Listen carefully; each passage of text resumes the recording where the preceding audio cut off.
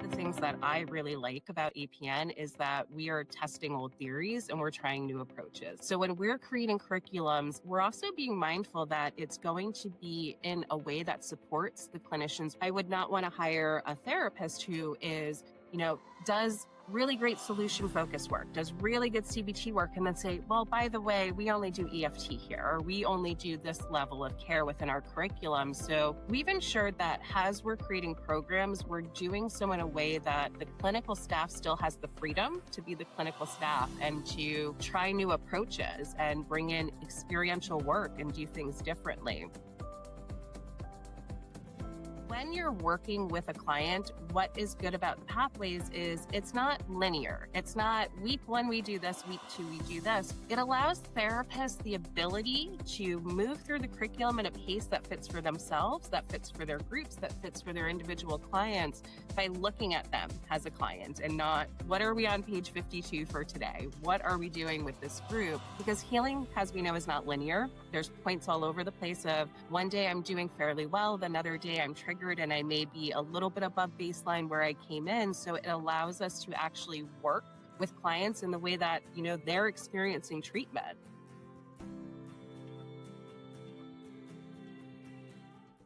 Welcome to the Brainwaves podcast by Opus, where we sit down with industry leaders to unpack their journeys, explore key challenges, and talk about how they're shaping the future of behavioral health and healthcare technology. I'm your host, Sean Rickenbacker. Today, we're talking about continuity of care that truly follows the client. Our guest is Karri Francisco, Executive Director of Telehealth at All Points North. Karri helped build an integrated model that connects residential treatment, virtual IOP, outpatient services, and dedicated family therapy into one coordinated journey. We will explore how warm handoffs keep clients engaged, how family systems work travels with them through each level of care, and how telehealth removes barriers for rural communities while maintaining outcomes in the top tier. Karri, thanks again for joining me. To start, can you give us a quick version of the All Points North way and why continuity So across level of care matters for long-term outcomes?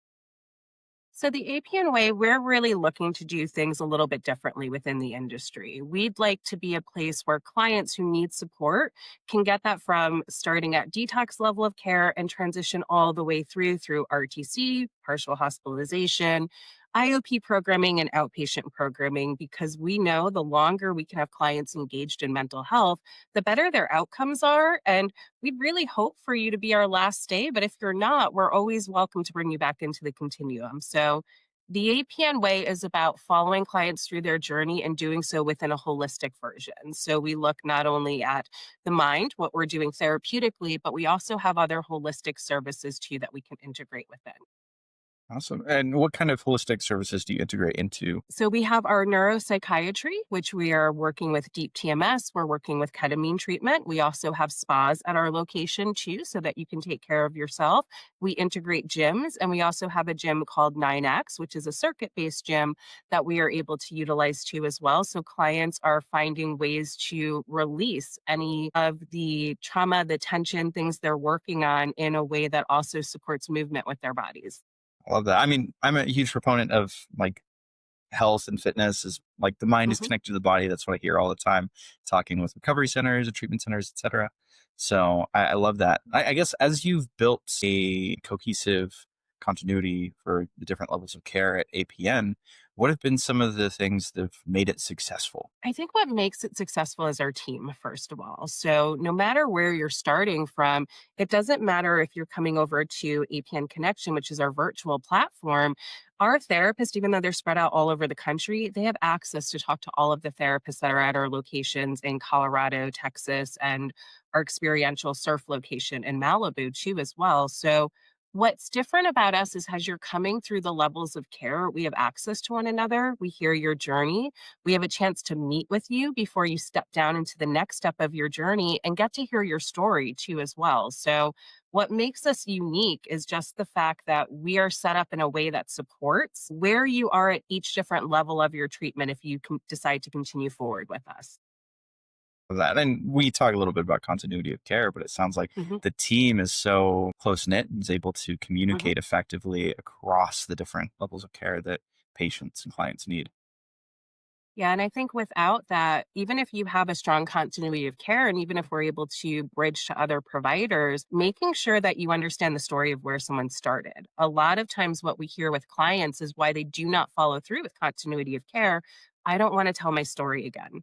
I don't want to go backwards and have to give all of the information over. So, for us to be able to do that in real time and to be able to pass that along to the clinicians that they're going to be working with helps them feel more supported. And I think that's one of the reasons why we have more clients following through with us through our continuum.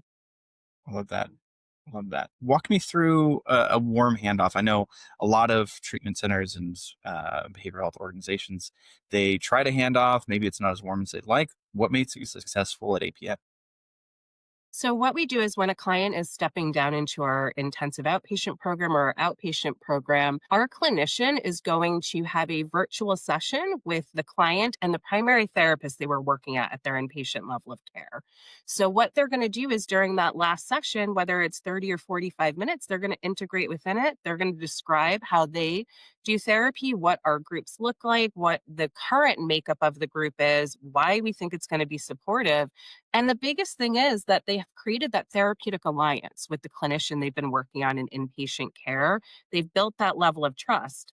That therapist is also working with our outpatient therapist consistently too, and they've built that trust with them. So, as we're talking through and we're telling you what we can give you at the next level, the therapist is also saying, here's why you need it. Here's the work we've been doing.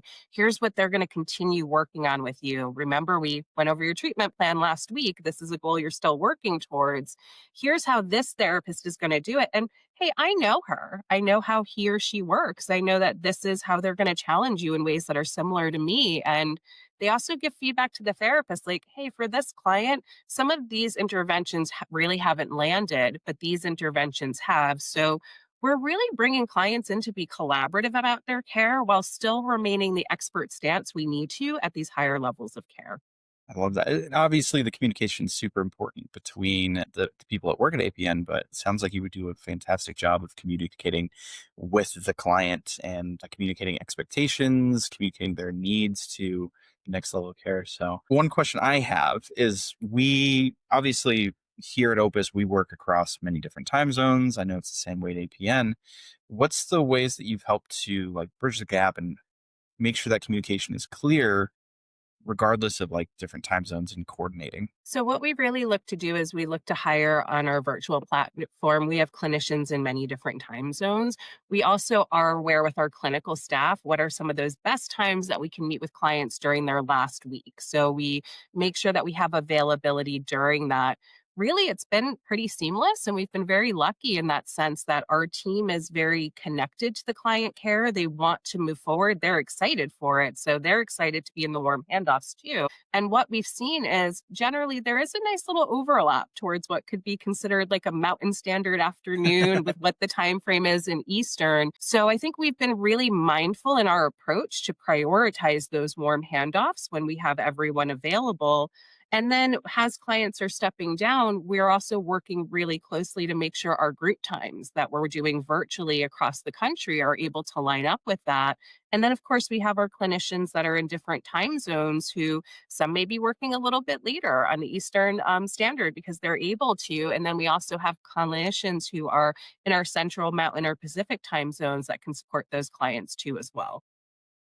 Love that. And our audience is very cares a lot about scaling. Obviously, you've done a Mhm. great job of scaling APN, and it sounds like you have a very comprehensive program that you work with clients through.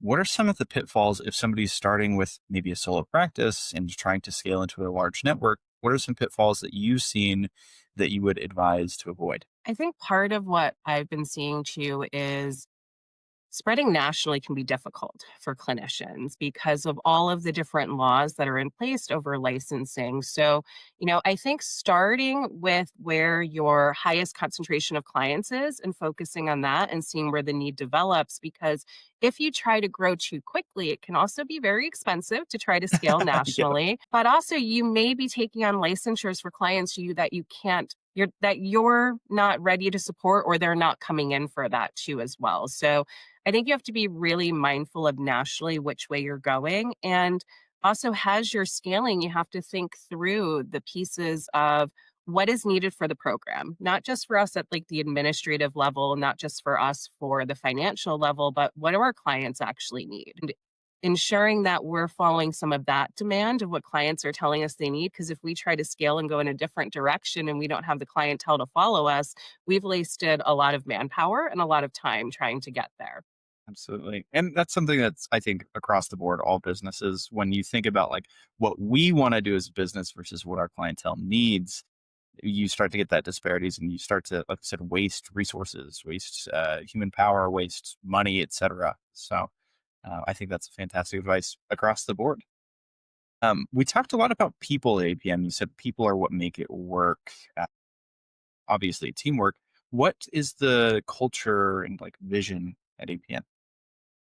So, really, what we're looking towards is we're looking for clinicians that want to be a part of a team that's growing and trying new things. One of the things that I really like about APN is that we are testing old theories and we're trying new approaches. Like we have our pathways to recovery, which are 8 frameworks that all of our clinical team follow. And what's great about our executive leadership is they understand we hire high quality talent.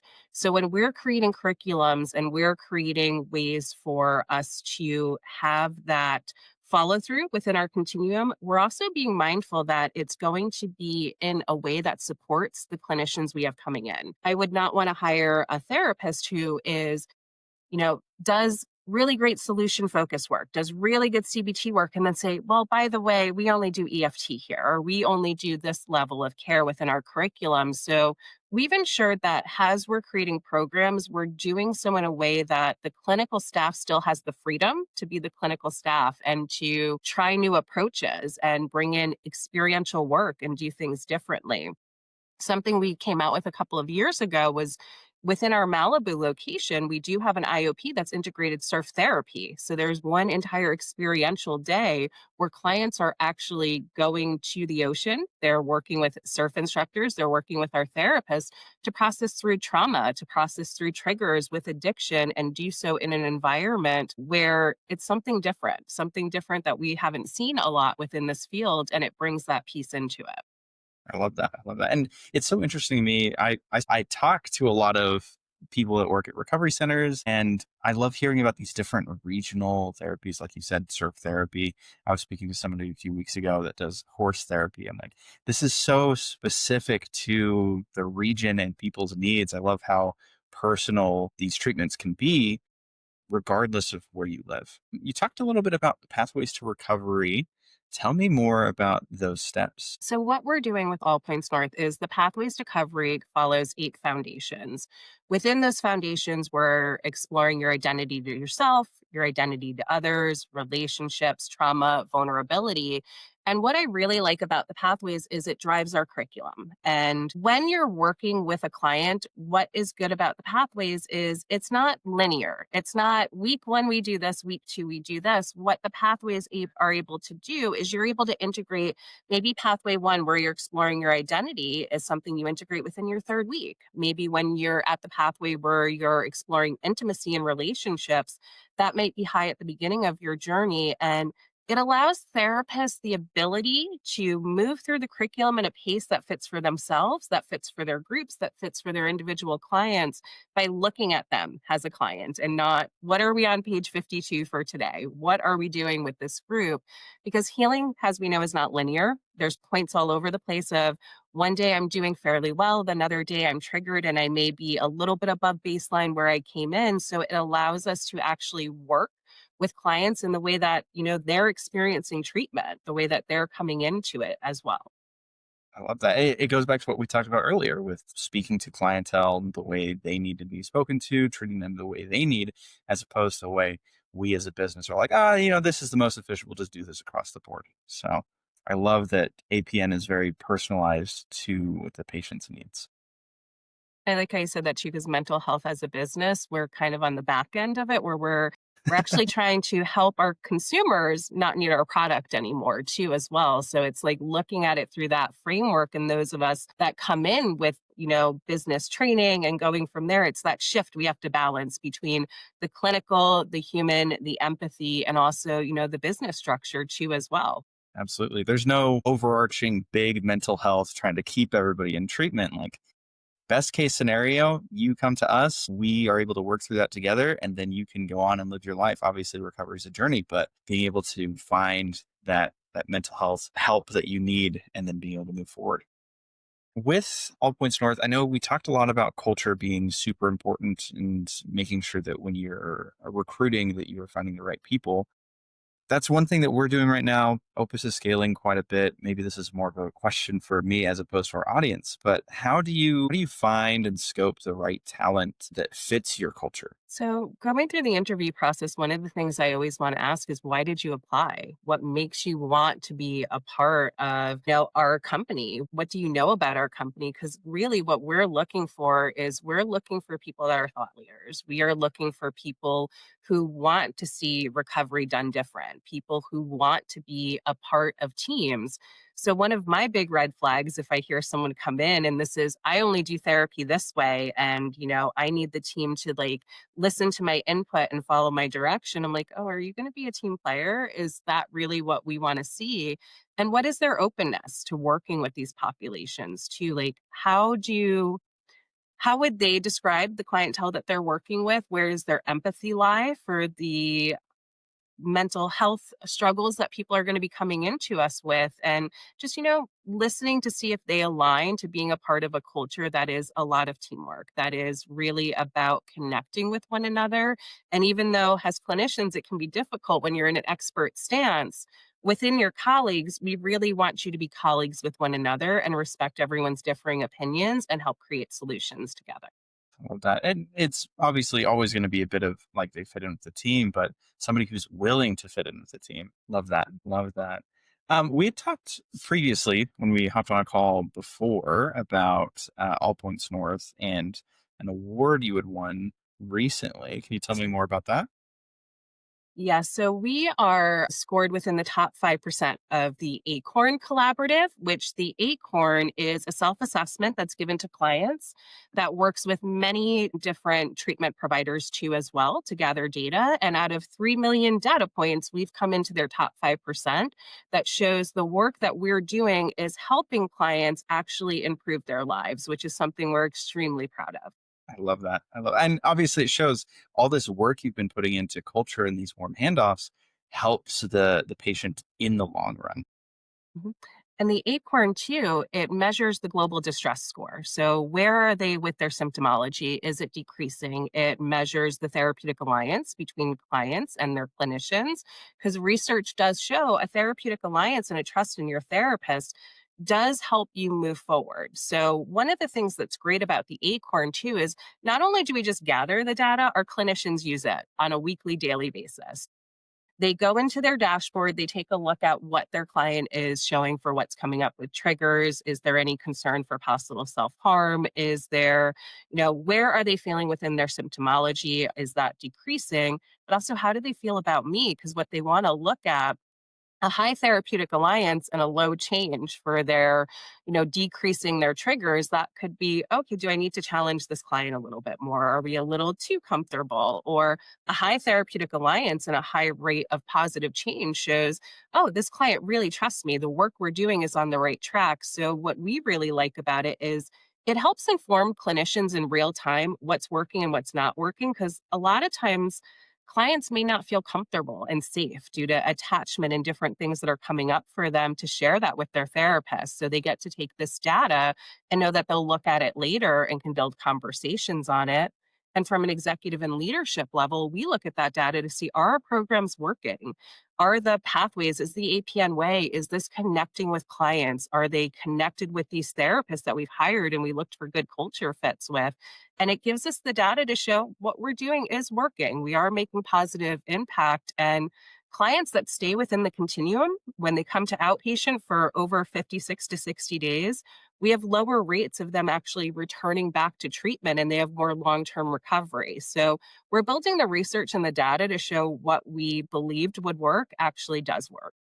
I love that. And obviously, data is so big with the feedback loop and understanding what works and what doesn't. As you scaled the telehealth arm of APN, at what point was it right at the beginning that you had all the data kind of figured out, or how did that iterative process work? How long have you been so scientific about it all? So we've been working with the Acorns for about 5 years now. So I think part of what we're seeing is as we've begun to grow and expand and our database has begun to expand, it's given us a lot more data that we've been able to work on. So really over the last year is where we've really been targeting our growth within telehealth and really starting to look towards how do we get to national levels as well and go from there. But we've been using the data throughout, and it has been showing that consistently year over year, we're having better outcomes of raising about 1 to 2%. I believe it's each year of what we're doing for our clients to get us to that top 5%. So, what we have been doing is working. So, we've been able to build on that, but we've also seen where it helps us understand where our gaps are. Some of the clients that unfortunately may have relapsed or may have needed to come back for another round of treatment, some of those clients have been in states maybe that we weren't servicing. They weren't able to get that 50, 60 days that they need to help get more longer sustained recovery. They weren't able to stay with us. Many clients in our virtual platform will stay with us for a year to a year and a half, going from IOP down to outpatient level of care. Of those clients, we see less of them readmitting back into us or for our referrents to give us that information that they needed more care. That's what we've been looking at with the data is we need long-term care. Research shows the longer that we can have someone have a foundation and be a part of clinical services, the better outcomes they're going to have. So that's really been our driving force in looking at how do we scale? How do we increase not just in our Colorado locations where we have in-person sites in Dallas and our California location, but how do we scale this to support all of our clients that are walking through APN's doors because they can come from anywhere within the US? Absolutely. Where I talk to a lot of recovery centers that work specifically with the rural, like rural Mhm. outreach centers. How have you and All Points North been able to serve these underserved communities? Yeah. So when we look at the underserved communities, part of it's getting there, right? Like if you're out somewhere in the West and you're in where they have lots of ranches, the drive to get to a treatment center for an IOP or an outpatient program, that can be really limiting. The cost of gas, the time frame it takes to get there, the stress that it puts on.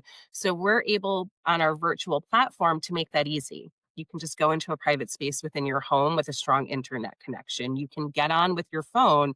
If you're in a private location and you happen to be out, on a farm and you want to sit down outside in nature and have that experience, if your phone has the internet connection, you're able to get on with us. So we've been able to break down those barriers, which really what it is with rural communities, it's access and location is what we're finding. But not only that, too, when you think of someone in a city, too, as well, and we work with professionals who are busy running back and forth from work, sometimes they're not going to be able to make it across town through that traffic and get there, which helps our virtual platform just be able to be something maybe they can find some quiet space in their office at the end of the day to come into programming. Maybe they can make it home really quickly, but they can't make it that extra 20 minutes to another location. So we're creating ease of access, and that takes away, you know, part of the struggles that we hear, especially with low committed clients as they're getting close to discharge, is, oh, that's too much. That's too much pressure for me to do all that. They're not going to follow through. We're taking that barrier away from them and making accessing treatment at lower levels of care a lot easier for them.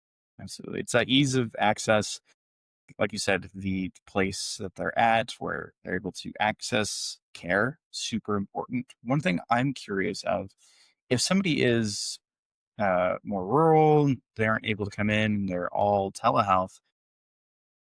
I talk a lot with recovery centers and they talk about how important community is. Uh, Building up, like making sure their families are involved in their recovery, making sure they're around people who are able to support them, build that foundation. How have you seen that work in a telehealth setting? So one of the things we have a really strong alumni program too as well. So and with case management. So one of the first things that I would do is I'd recommend some peer supports too as well. So just because you can't make the 9 hours maybe or more that you need for an IOP, that doesn't mean that you can't make the meetings that you can go to. That doesn't mean that you can't find, NA, AA, other support recovery groups. And I think those sometimes are easier to find than the higher levels of care to get into. So I always recommend those that they're finding too as well. On top of that, we have a really strong family therapy department at All Points North. So clients at residential all the way down to our outpatient level of care can participate in those services. And we do it a little differently than other treatment centers where it is more the traditional family therapy. You're meeting with a family therapist who's not your loved one's primary therapist. It's not someone your loved one's working with individually. This therapist is just for the family. It's going to be seeing the entire family unit as the identified patient, not the person who's actually in our treatment center with us. And they work with them weekly and they work on their goals and they are able to do those services virtually. But then we bring them into their treatment and their recovery, their family members, because that's probably the strongest people in their lives that are going to help motivate them for change and help them stay consistent with it. So we're able to bridge that gap of even someone living rurally. Who's your support community? Who is your family that we can network with? Who else can we bring in? So even when you're not in our IOP groups, our outpatient groups, or seeing your therapist, who else can we have contact with? And then on top of that, we have a fabulous alumni program. They would love to help you find some more supports. And if you're local to our areas, we'll get you involved in our community. And if you're not, we'll help you find things within your community that you may not have thought of, because if they're getting their needs met from the mental health base with us virtually, socially, there's other things. Like mental health isn't just about what you're doing with a clinician, it's about your whole self. And that's what we look at. So, could it be going to your local library and joining a knitting circle or a book club or something to gain some social connection and access to others while you do have the virtual support of a mental health team? So, we really look outside the box of not just what treatment programs can we put in? What professionals do you need to work with? It's what's in your community? What are some social aspects we can get you involved with? Because at the end of the day, when you transition out of our continuum, we hope you have a well supported life, that you have integrated into other communities and you're able to sustain the changes we created. That and we talked obviously about All Points North's holistic process for client care, but it's so great to hear that, we talk about the business side, we talk about the care side, that All Points North is so invested in their patients that you look for even these external sources of community and care, as opposed to just like, hey, these are things that we provide, kind of you're on your own for everything else. No, and that really comes from our executive leadership and especially our CEO who created this program of we want people to get better. That's what we're here for. Outcomes, we are more for the outcomes than we are for the finances. Of course, we need to be able to support ourselves financially as a company, but this is breaking stigma. This is changing the landscape of mental health, and we'd like to be different. And that's something that keeps me here. And one of the reasons why I'm proud to be a part of the company. And it's inspiring.